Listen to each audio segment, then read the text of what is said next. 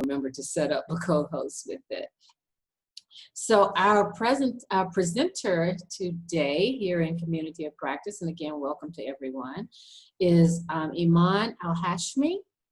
And she will be doing her topic is going to be personality of a coach, the inner self. Just a little bit about Eman. She is the first UAE female composer for orchestra. She's a pianist, she's a painter, a poet, a scenarist, and I would love to find out what that is, and a writer, and also a life coach. She has a bachelor's degree in human resource management, a master's degree in arts of communication and strategic public relations. She is also the first pianist to represent the country abroad in Italy at Expo Milan, the first composer to play in front of Her Highness Sheikha Latifah and Miss Ivanka Trump in the Global Women's Forum. And she's published 6 books so far. So she's been a little busy, I think. Hi, Mom. Yes, I've been so busy. A few things going on, it sounds like. Yes, alhamdulillah. Alhamdulillah. And I'm so glad to be among you guys. Well, I'm going to turn it over to you now. Yes, thank you. So today we will talk about the personality. It will be long presentation, so I can send it to you later, but so you can read it. But we will go to the main point and the main topics, and why do we have to have a personality as coaches, and how to improve it, and what are they that we should have it. I will share the screen now.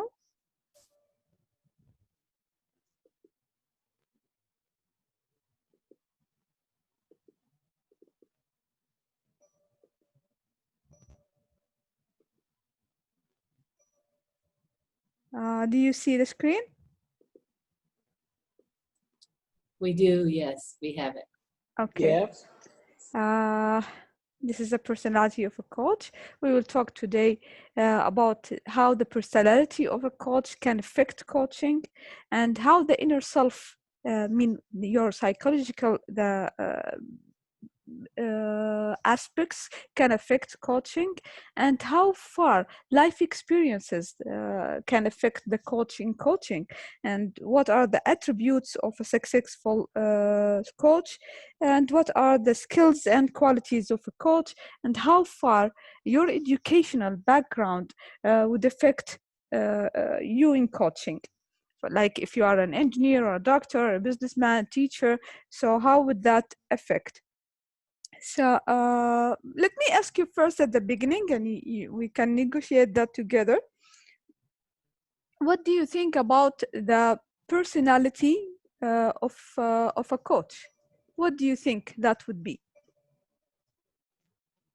I don't know. I don't know if you can unmute yourself. Can anybody just answer?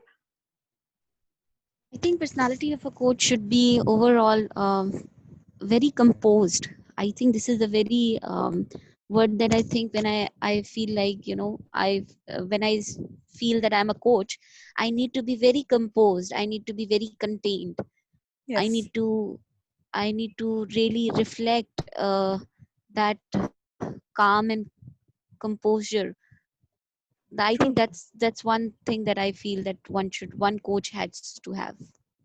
Yes, of course, yes. Thank you. I'm sorry I cannot see the name, but thank you. I'm Sana. Thank you, Sana.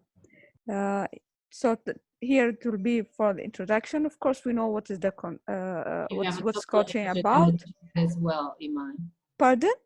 I said you have a couple of answers in the chat as well. Nora is saying yes, please, Nora. Yes. And then Nada says empathetic and has excellent listening skills. Yes, that's really very important. Yes, that's very right. So we all know what is coaching. We have all gone through this. It's just like it's all about learning and development strategy, and we all aim as coaches to increase the efficiency of everybody, of individuals, and to enhance any performance of any organization and also individuals. So it helps also in career development in every field. I believe coaching is the main source of success in the future. Maybe coaching was not that much important before, but I think it is now the most important field nowadays. Because we can identify our strengths and weakness of anything, and then we can work on them, work on the weaknesses we have or our clients have, and to improve the strengths. Here, we will go about talk about the personality. The personality, as you said, it gives the shape to the relationship between the coach and the clients. There will be some type of connection that personality itself sometimes the thing that we are born with, how we were raised, how our family, our parents treated us or raised us, this would really affect us, our beliefs, our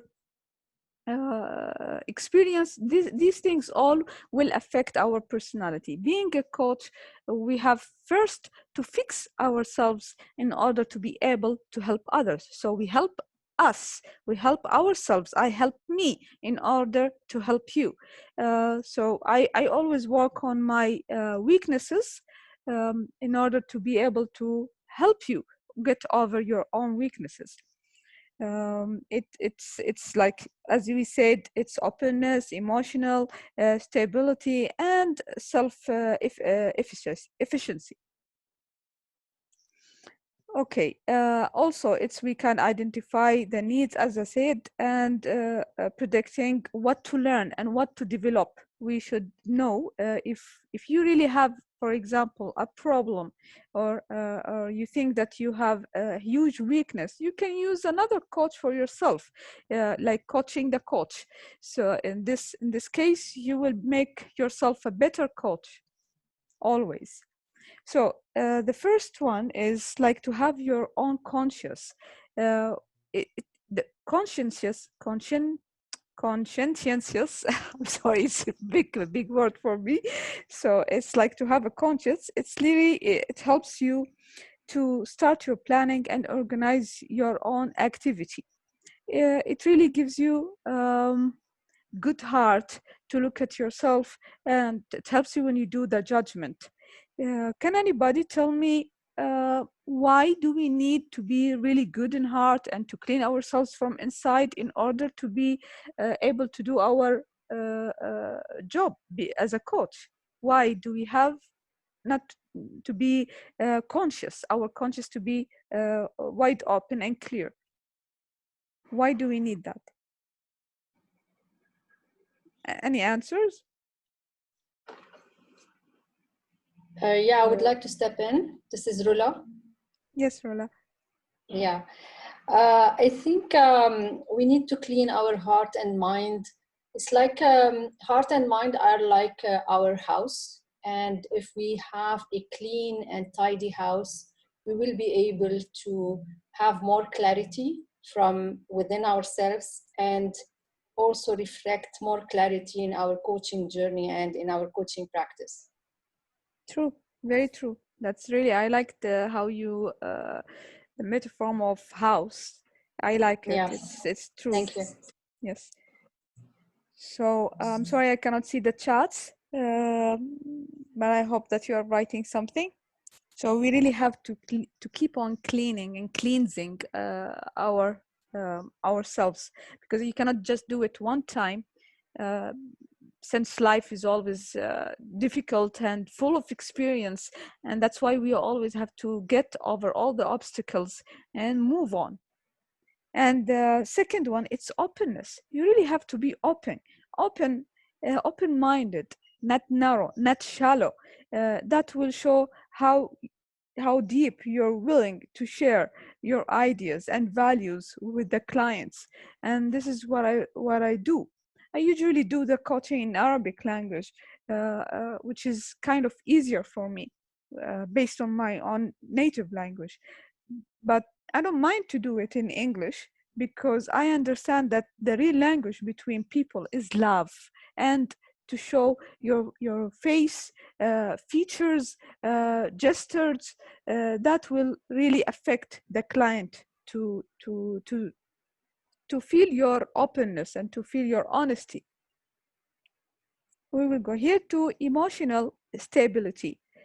If you're not stable emotionally, how do you think you will be able to be calm and in difficult situations?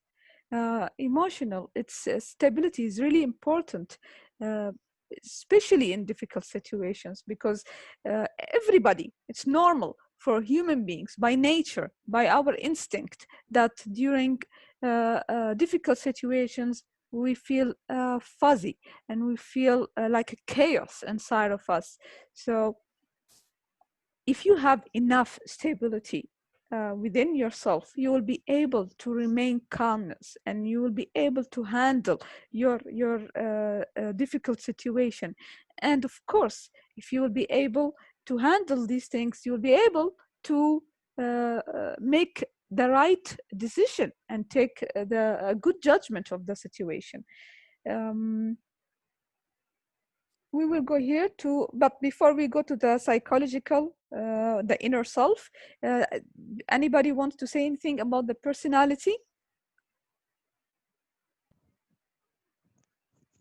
I just want to say one thing, that before starting a coaching session, it is really important that we sit with ourselves in terms of assessing what has happened today, or in many ways how we are affected, or how we can be, uh, mentally prepared for that session. So that is very important. I think being prepared before starting a coaching session is very important. That's very true, actually. Sometimes I face a problem and I tell my client that I'm unable to help because I face the same problem, and I really need to help myself first in order to help others.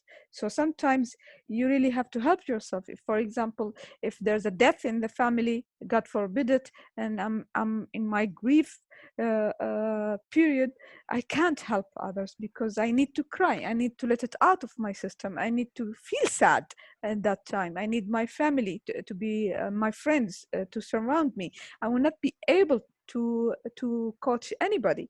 So I always look into myself first. That this is because this is the power. It's like we are the energy box. So if our energy is drained, how will we give energy if we don't have the energy, or we need the rest of the energy for ourselves? We provide energy to people, and if we cannot have it, then of course we cannot give it. That's very true. Now we will go to the psychological characteristics of coach. They are all the same, but you really should um, make difference between the personality and psychologically. Personality, it's what you are, and you can change it. Psychologically, it's like sometimes it can be changed every now and then, like moody, or mood swings, or based on the situation. So it's not like long-term personality, but if it will be for long term, it could be a trait of your own personality. Okay, so the first thing is being being optimistic. You really have to be optimistic. You can't just be a pessimistic coach. Are you with me?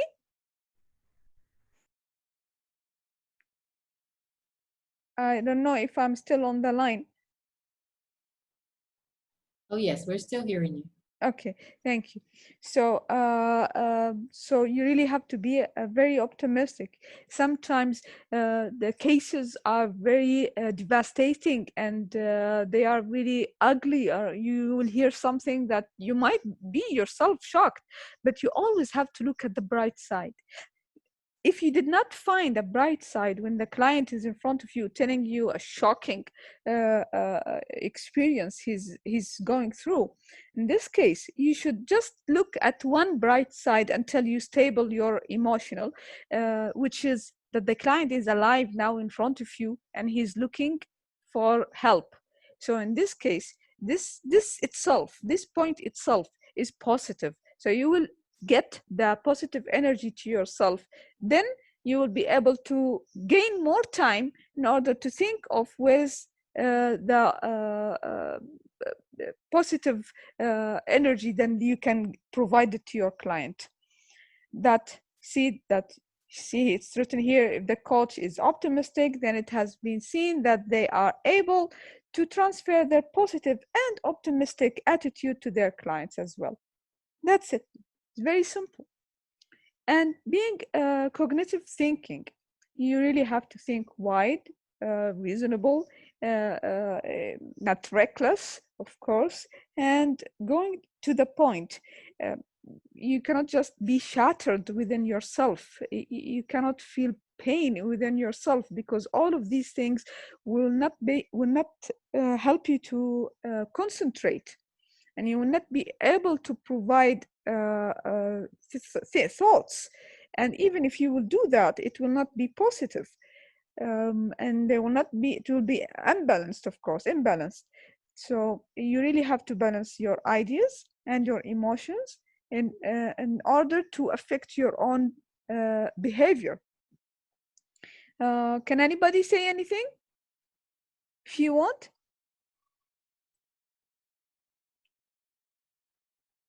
Okay, so I'll move. Hypnotic language. Hypnotic language, me as a musician, I believe deeply, my opinion, of course, but I believe deeply, for me, that the language and the voice of the coach matters a lot to me as Iman. And because some people, they would go for the face, some people they would prefer the sex. It's not being racist or sexist, but they would prefer a female to talk, or they would prefer a male to talk to, which is, preferences are fine. But what for me, hypnotic language and the tone that the coach is using, it's really very important for me. Really very important. It has to be calm, even if the language is not the same, and we are not both speaking like English as the first language. I can take the tone as the first language for me. The tone is more important than the word it says. So you should use a very calming and hypnotic tone when you are talking, and this will really influence the client and will comfort the client, especially if they are crying or if they are expressing a very difficult situation. Always keep your tone calm, but not to the extent that it will give the image or the feeling that you are careless or sleepy, or and even if you want to give, like, motivate your client, don't go high notes with your tone, because that might show the client that you are screaming or yelling or angry. So keep your tone medium and calm most of the time. Now we will go about the life experience. And of course, all of us here, I don't think there's one of us who did not have any life experience. We all had life experiences. And when I say life experience, I wouldn't consider the good experience. The good experience, we as a human being, we like it, we enjoy it, it's pleasure for us. And sometimes it will affect us, of course, in a good way. But what we learn from, we always learn from bad experiences, because this is what human beings are made for. We are Allah, God. When He created us, He created us as survivors.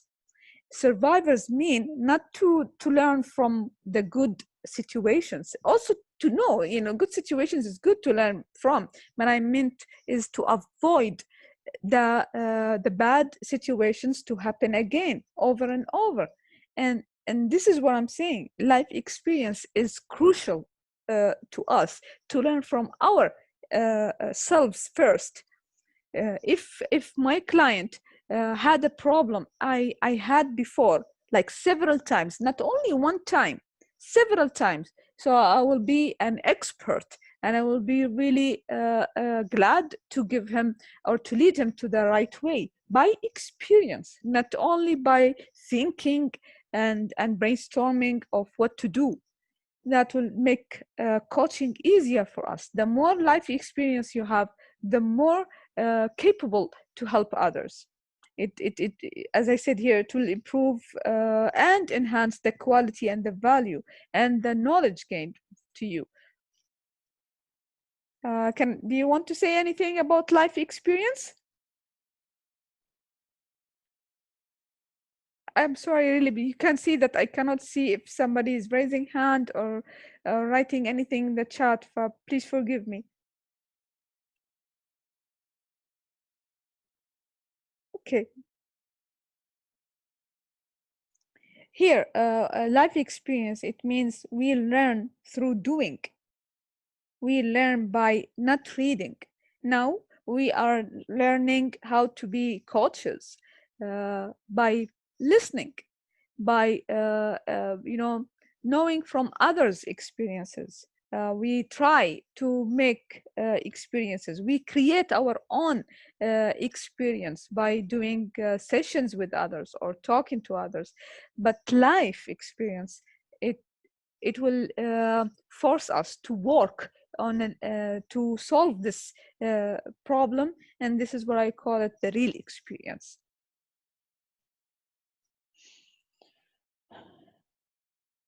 Here, as we said, it's aware that what we have to avoid next time and how to not to happen again.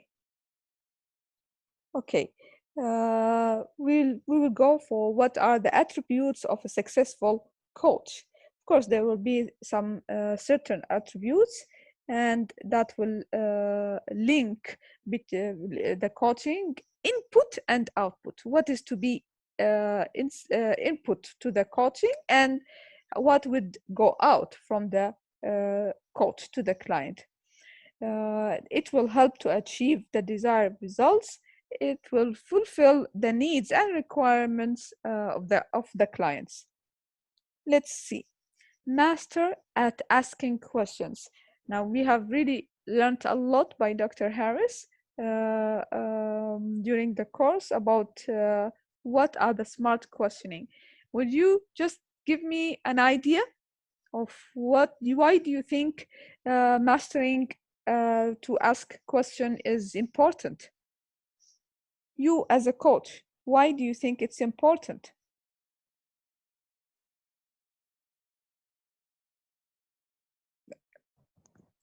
I think we are afraid of answering the real questions, and for a coach, it's his or her responsibility to basically ask the right questions, because when we stuck somewhere in life, we need the right questions to get the right answers, and it's important. So once we have the right answer to the right question, we are able to see better and clarify our situation in a significant manner. So I think that's why the importance of questions become more significant in life of a coach, where he needs to have that insight, and he needs to, you know, Yes, of course. understand Yes, I this. understand. Because if you ask as a coach, if you ask a question that's really irrelevant, this client would definitely think that you are not listening or you don't understand, and he will start or she will start having doubts about the coach. So we really have to go. Maybe the client himself would tell you what is that question has to do with that. Or, why? Why are you asking?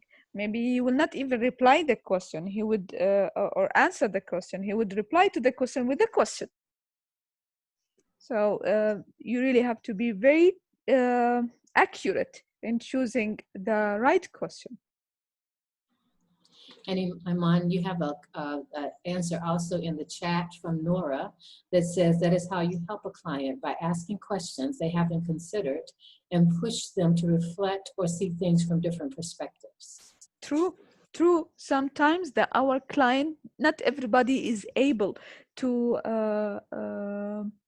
express his or her feeling. Not everybody is able to understand the problem in all aspects. Sometimes they see the problem wrongly. Sometimes they are the people who are wrong, but we cannot tell them that. But when we ask questions, we try to make them understand and to look at their situation like from outside the box, not inside the box. That's very true. Thank you, Nora. And being direct, for me, Iman, as personality, I like always to be direct. Understanding there's no like maneuvering, no many manipulations. It really helps me to develop myself first. And this is how you should do to yourself in order to become a better coach. Okay,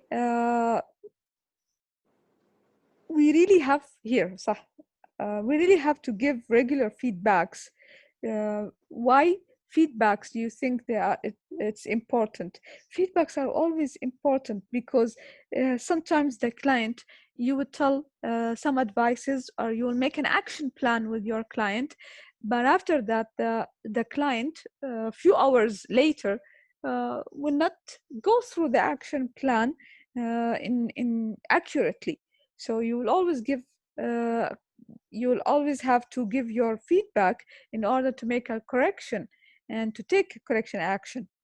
This is what I think the right way to achieve the goal. Okay, good listener. This is what was said at the beginning. At the beginning, somebody said that that the coach should be a good listener. Of course, you are not a coach if you're not listening. It's not even coaching if you're not listening. How would you solve a problem if you did not hear it? What would you solve if you don't know what is it? So you will solve the unsolved? It can't be. So you really have to hear. You understand.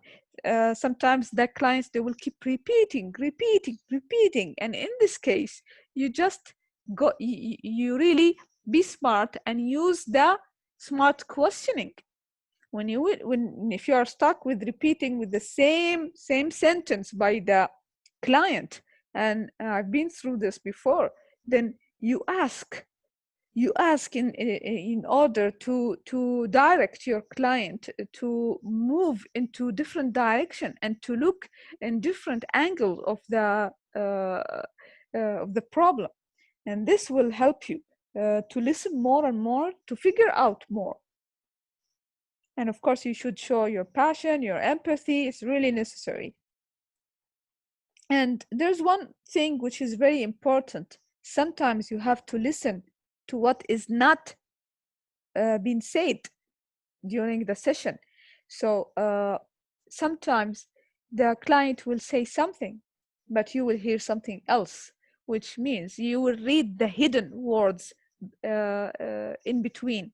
And this talent, you can develop it by time, by listening, by looking at the face features and body gestures. In this case, you can read what the client is saying. If the client wants to hide something, maybe it's embarrassing, maybe he doesn't understand it, maybe he doesn't know how to explain this situation. You really have to be smart wide and to the point when you look at your client. Staying focused, it's also really important. It's staying focused. You cannot just lose the connection in a session. Sometimes if it's 1 hour, it's long, it's very long. We are human beings. Even during praying with 5 minutes, I sometimes cannot obtain myself in the praying for 5 minutes completely without being absent-minded. So it's normal for human beings. You've been with me for around 36 minutes, and I'm so sure you went absent-minded for some time. That's very normal. You're human. That's okay. But the more you reduce the gaps between these minding, positions, this will help you, because always think of something, keep your brain busy of what will he say or what will my client do. Keep yourself busy of the words that he's saying. Put a paper in front of you and write what he wants to do. Write some words, write some questions if you want to ask, that you will ask after he finishes his sentence. Always keep yourself focused. Help yourself. I'm saying this for those who have problems to focus for a long time. It would really help you to identify what is not normally visible to everyone. This is how you should stay focused as a coach. High integrity. I believe high integrity, or being honest, is something not only for coach, it's for you as a human being. You really should be an honest person with your life, whether you are a coach or not. But being a coach is crucial. Why? You really need to be honest. You really need to have high integrity, because you will give this energy to others. So if you don't have it, then you will transfer wrong energy to others, which means more negative energy in this world. And we don't need that. We need more positive energy. Work on yourself first, then work on others. In this case, the client, of course, will trust you. He will think that you are trustworthy. So trust cannot be gained easily. You cannot take it. You should gain it. You should earn it. This is what I think about the trust. Anybody wants to say anything about the attributes? Yeah, can I come in, Eman? This is Yes, Rula please. again. Yes. Yeah, what you have touched on your last slide, I would like to add something that in this profession, it's very important to talk the talk and walk the walk. And this is the integrity you talked about. So in a session, we need to perform in a session as we perform during our life. So it's not, there is no cutoff point. Now I go into a session, I'm a coach, I am whole, I am trustworthy, I'm honest, and then I go out of the session and I'm a totally different person. It doesn't work this way. That's correct. Actually, if you will do that, you will transfer positive energy to your client, but the same energy that you will put it to your client, it will affect you negatively. Because that will for example, if I will advise people to pray, and I'm giving an example, and to pray for God and to be really a good people, or to do good in their work, and I'm a bad person, I don't do that, and I don't do that, that will affect my self-esteem, my self-respect when I look in the mirror, because I'm the only one who would know that I'm a liar. And the relation between you and you is more important than between you and the client. So if you lost this relation, which is the nearest relation to you, you can never have a relationship with others. That's really nice what you've said, Rula. Thank you, Eman. Thank you. Now, the skills and qualities. Of course, we really have to have skills, but the good thing that skills and qualities, you can gain them. It's very easy to gain them. You just train yourself, like we are all here, to gain more skills, more qualities. It's not like life experience. You really have to go through hell, for example, to understand what is heaven. And so life experience is different. Your personality as a kid and how you were raised is different, but the skills, it's easy to gain. You really should learn more, read more, go through things more, and in this case, it will be easier for you to be a skilled and full of qualities as a coach. In here to learn new things, personal development. You can do anything with the skills that you need. You stay with yourself at the beginning and you say, what do I need? What is my weak point, or what are my weaknesses? Define them, and define your strengths as well, but work on your weaknesses. Of course, you will work on your strength points also, but first work on your weaknesses, because we are trying to reduce negative aspects in us. This is more important than to develop the positive aspects in us, within us. At least if there is no negative, there is like only positive, then we can develop the rest, and we can also invent or create. The sky is always the limit. There's nothing, it's not like Bible or Quran. Then we can always create more and more. We can always do more and more. Nothing will stop us. So create more skills, create more qualities positively. But first, the first step, work on your negative and weaknesses. This is what you have to do. See, you don't have to judge yourself. Being judgmental in all cases, whether you are a coach or not a coach, even if you will judge yourself and you will put yourself down, even this, it will be not right to do that. You should be also able to analyze the situation around you. We as humans, when we chose to be coaches, the first thing, before even we know what is coaching, even when we were kids, we had this something, we born with it, that we can analyze the situation. Like, oh, he's lying, oh, he's telling the truth, I feel that he needs help, I feel. You use this. How do you feel? How do you know? You analyze. And these skills, these skills, you get them, you gain them, even since you were a child, and then you improve them by having more relationships, by having more experience. And in this case, we decided to become coaches because we all thought that we are able to enrich ourselves in this field and to understand others who did not succeed to understand themselves or to understand others. And sometimes it doesn't mean as coaches we are perfect prophets or we don't need help. No, if you are a coach and you feel that you need help, go to see another coach. It's normal. And I don't see any problem in this, because that's what makes us human beings. It's normal, very normal. Human beings always need hand from God, of course, and from others. We are social creatures, so we need each other's.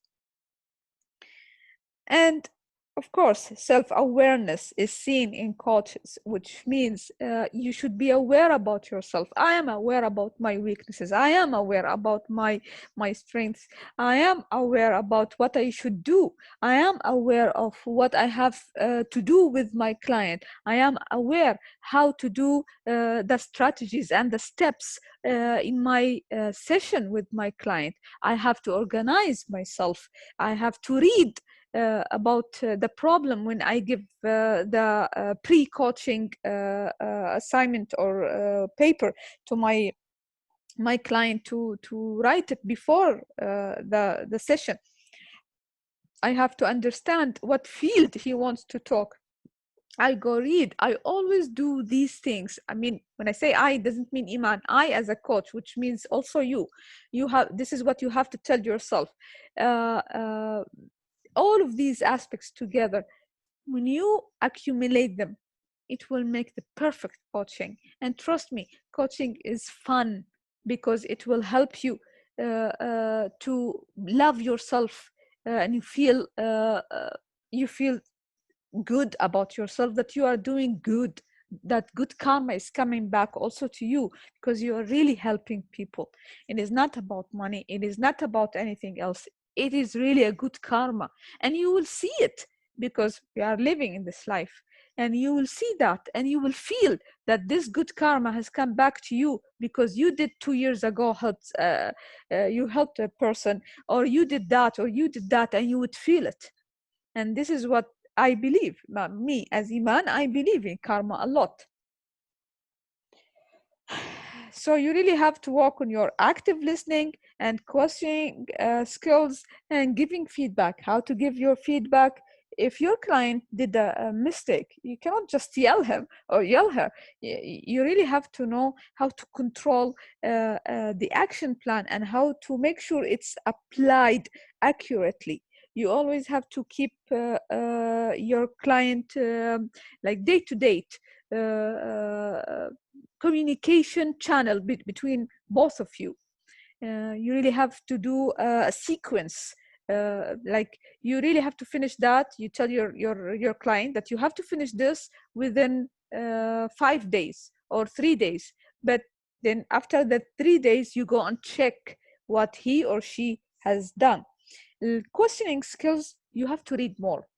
You have to read more about the situation, the problem your client wants. For example, he wants to ask you about an HR problem, and you are an engineer. You don't know anything about an HR problem.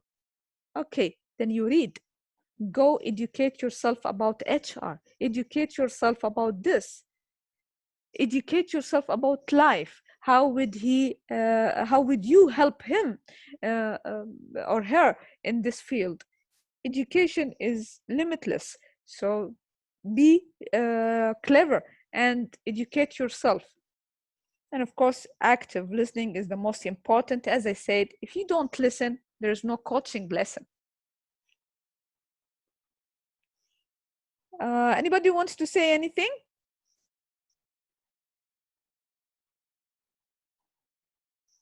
Okay, so here the same thing. You don't get offended when you tell your client the truth. Saying the truth, it doesn't mean that you hurt him or her. You don't know her personality. You are not a psychiatric. You act like one, but you are not. So you don't know about their childhood. You don't know what they have been through.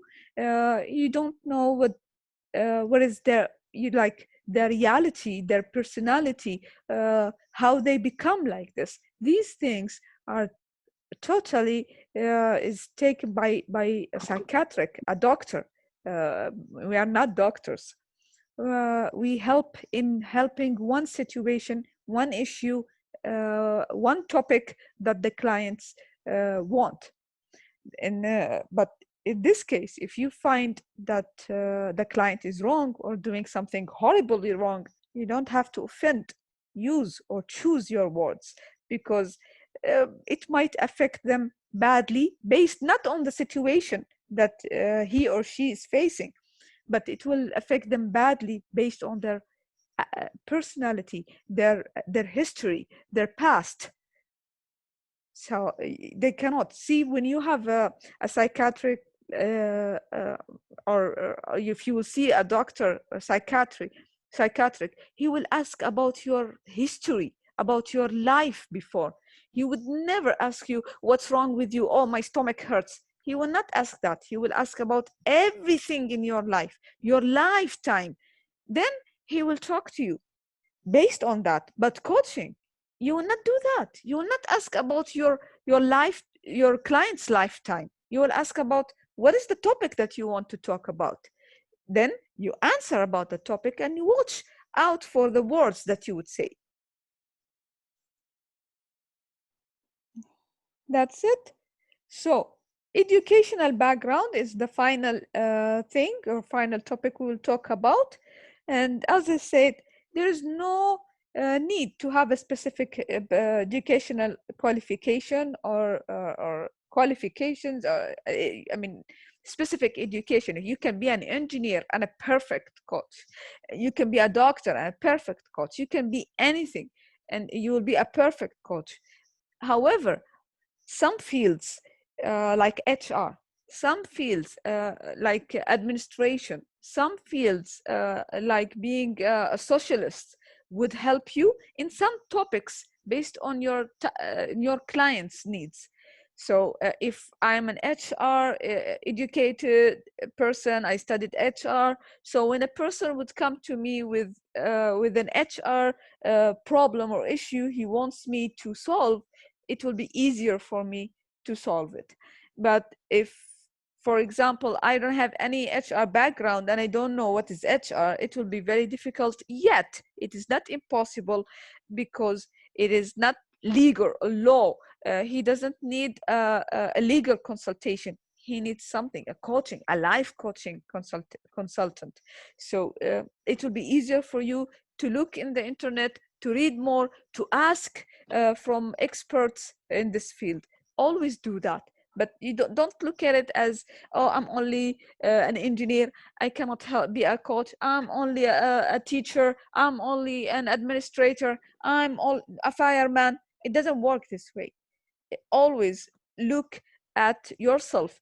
Coaching means you and you first are friends, then you, both of you, which means you become one, your inner self and you as outside person, okay, become one.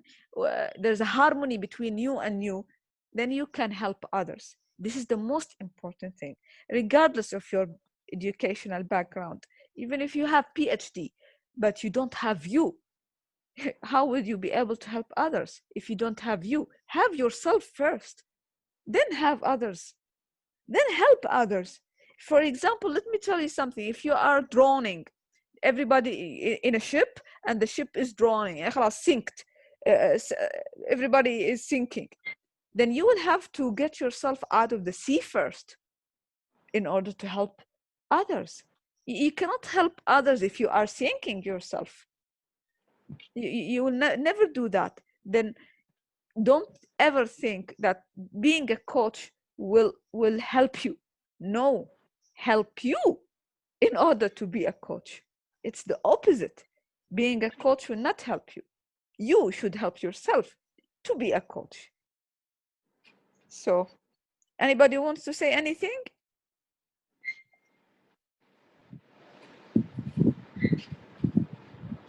I guess here is, I've just said them all. What matters the most in coaching is the experience and the number of years served by a particular coach.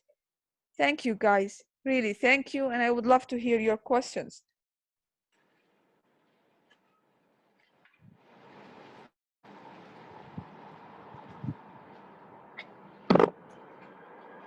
Are you with me? We are. Dr. Fatul, were you going to say something?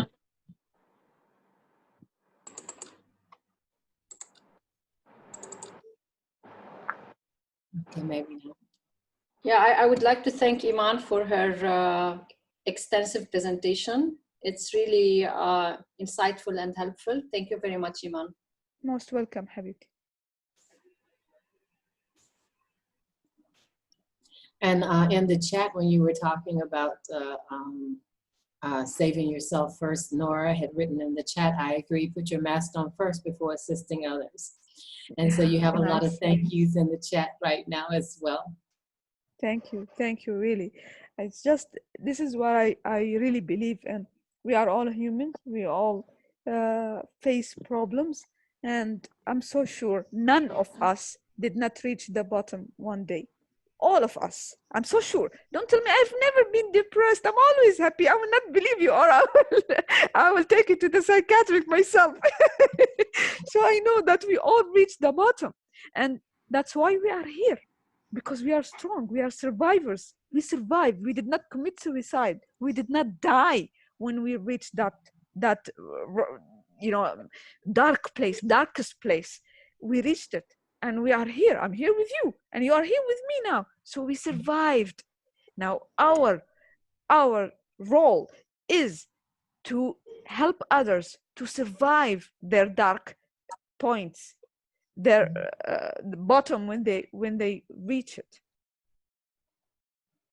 This is how I see it. Yes, yeah. And Franda, I really like your tone as a musician. I like the voice.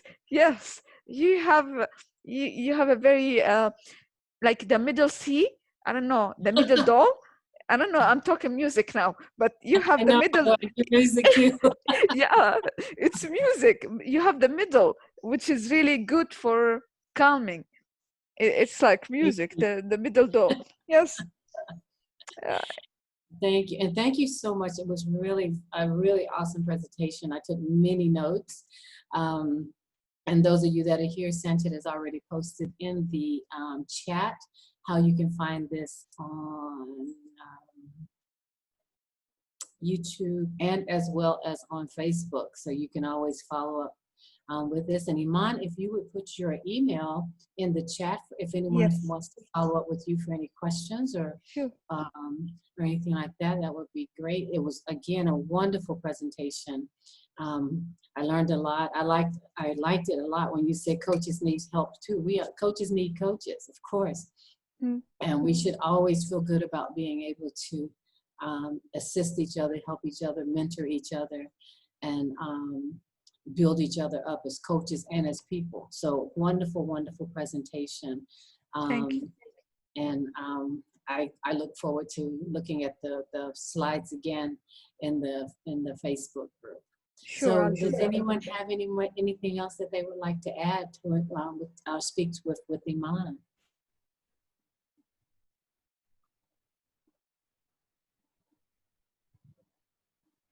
Okay. All right, well, we thank you again, and we thank you all for attending. We will close out now, and we will see you next week. Next week on Tuesday, same time, we'll be having Nora, who is here now, Nora Alrad. She will be talking about cultural intelligence. So I'm sure that's going to be a very, very mind-stimulating presentation as well, and I look forward to seeing you all next week. Okay, I will be there, Nora. She says, yes, see you next week. She put it in the chat. Okay, shukran. Thank you. All right, we'll Bye. see you next week. Bye. Bye-bye. Bye. Bye.